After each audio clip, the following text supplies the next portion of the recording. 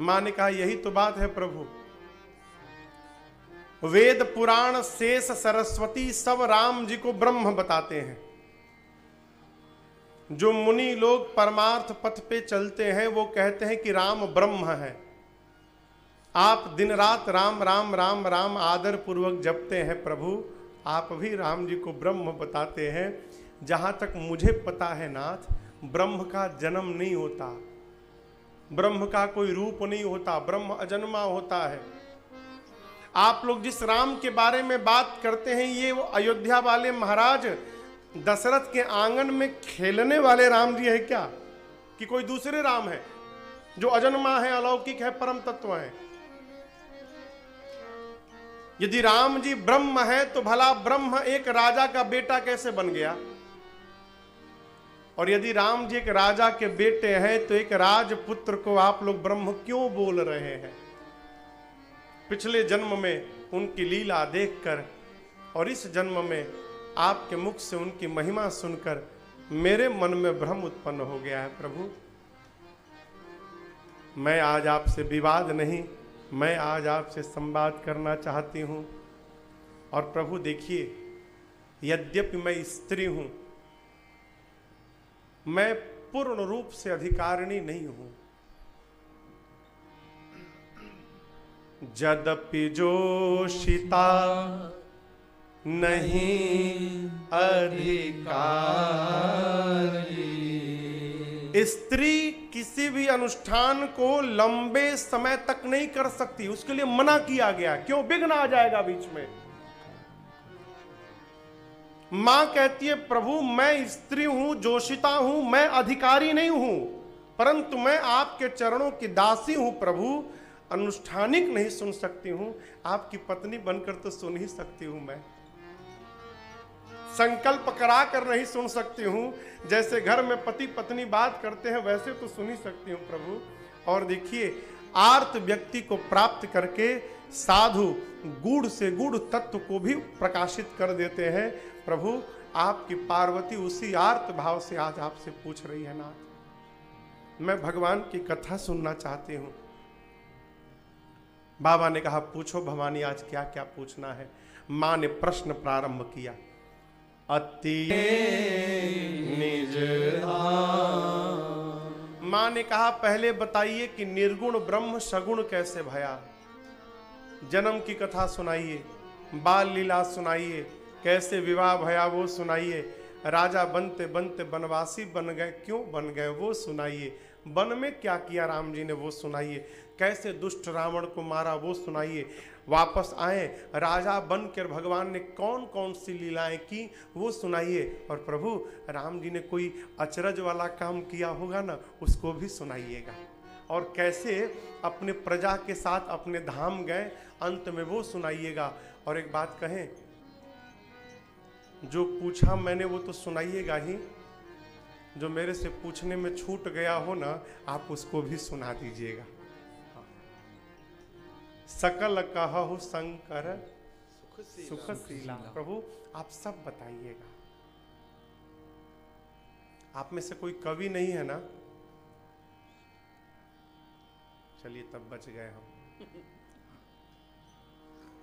कवि के सामने यदि आपने एक बार प्रशंसा कर दी, ये विनोद की बात मैं कर रहा हूं आपसे, कविता की, तो समझिए 2 घंटा आपको कविता सुननी पड़ेगी। जहां आपने 2 बार वाह वाह वाह, एक और लीजिए, एक और लीजिए। एक आदमी गड्ढे में गिरा हुआ था, गड्ढे में आवाज लगाए भाई बाहर निकालो, भाई बाहर निकालो। एक आदमी आया, बोला मैं निकालूंगा लेकिन एक शर्त है। क्या? बोलो। तुमको मेरी पहले कविता सुननी पड़ेगी फिर निकालूंगा। बोले भागो, कविता सुनने के कारण तो कूदा हूं इसमें कि सुननी ना पड़े। क्यों कह रहा हूं?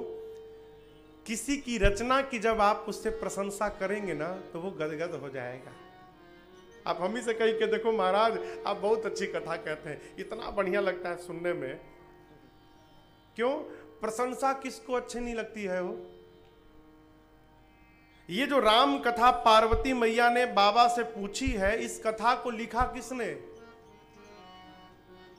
किसने लिखा? हाँ, बाबा ने लिखा है, अरे रची महेश निज मानस राखा। रची महेश निज मानस राखा। मानस यानी मन। कहां रखा है? मन में।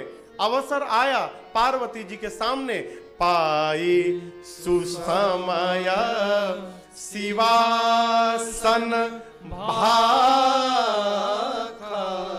बाबा यहां रखे हैं। और ये नहीं, देखिए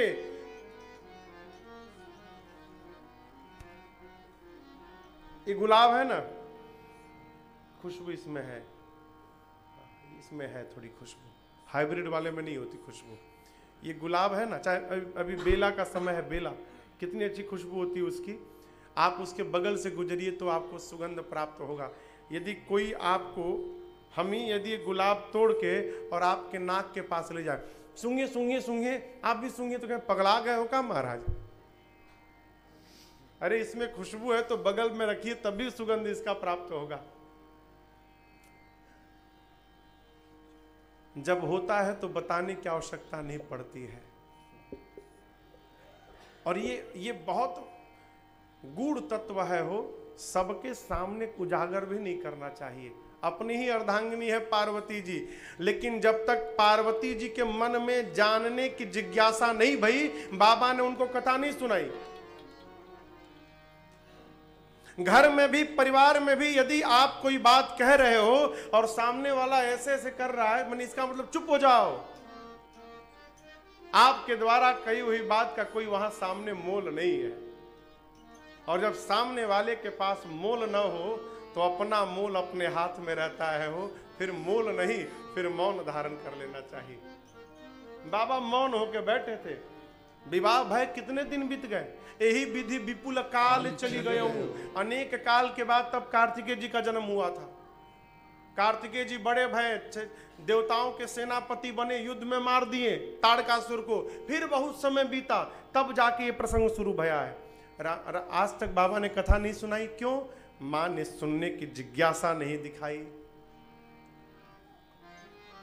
गूढ़ तत्व को बंद मुट्ठी, कहावत होगी, बंद मुट्ठी लाख की, खुल गई तो खाक की। बंद है तभी तक इसका मोल है, खुले उसके भी सामने, जब सामने वाले के भीतर इसका मोल हो। मोल न हो तो खोलने का कोई आवश्यकता नहीं है। बाबा ने अब तक नहीं सुनाई, अभी सुनाई जाकर, अवसर पाकर। बाबा देखें कि पार्वती ने उस कथा को पूछा जो मेरे रघुनाथ जी की कथा है, वो मेरे प्राण के समान है। मां ने कथा पूछी, बाबा गदगद हो गए। परिणाम मगन ध्यान रस दंड जुगल पुनि मन बाहिर रघुपति महेश तब हर्षित बरने। एक दंड में 24 मिनट होते हैं। कितने मिनट? 24। 2 दंड में 48। यहां कहते हैं मगन ध्यान रस दंड जुग। जुग यानी 2 दंड के लिए शंकर भगवान ध्यान में चले गए 48 मिनट के लिए। फिर सोचे ध्यान में रहूंगा तो मुझे केवल सुख मिलेगा, ध्यान से बाहर आकर पार्वती को कथा सुनाऊंगा तो मुझे भी मिलेगा, पार्वती को भी मिलेगा, और आगे चलकर पूरे विश्व को कथा से लाभ मिलेगा। तो जगत को लाभ देने के लिए बाबा ने अपने सुख का त्याग किया और ध्यान से बाहर आए। बाहर आकर मालूम है बाबा ने क्या कहा? शंकर जी कहते हैं, देवी ये बताओ भवानी, आप बिस्तर पर सोई हो और कमरे में प्रकाश नहीं, अंधकार है, ठीक? और आपके बिस्तर के नीचे एक मोटी सी रस्सी पड़ी हुई है और आप बिस्तर से अंधकार में उतरी और आपका पांव उसी रस्सी पे पड़ गया, तो आपको क्या लगेगा? हाँ, क्या लगेगा कि नीचे क्या है? सांप लगे? अरे कहीं सांप तो नहीं है। आप सांप देख के डरी और उसी समय प्रकाश आ गया। तो अंधकार में जो सांप दिखाई दे रहा था, प्रकाश आने के बाद वो झूठ हो गया, झूठा हो गया ना। प्रकाश आने के बाद दिखाई पड़ा, रे सांप नहीं है तो रस्सी है, वो झूठा हो गया। शंकर जी कहते हैं देवी, उसी प्रकार ये संसार तभी तक सत्य दिखाई पड़ता है जब तक राम जी रूपी प्रकाश जीवन में नहीं आता।